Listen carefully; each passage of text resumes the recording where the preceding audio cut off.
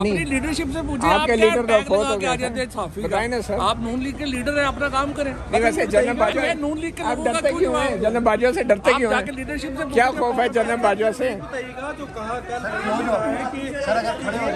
के लिए तो 20 साल दिए जा सकते हैं, लेकिन 3 मकबा इलेक्शन के लिए 60 साल नहीं दिए जा सकते। आप क्या कहते हैं? देखिए, पिछली दफा 25 अरब रुपया खर्च हुआ था टोटल इलेक्शन कमीशन ने, उसमें से भी 18 अरब रुपया खर्च हुआ था, 6 अरब इलेक्शन कमीशन ने अपने पास रख लिया था।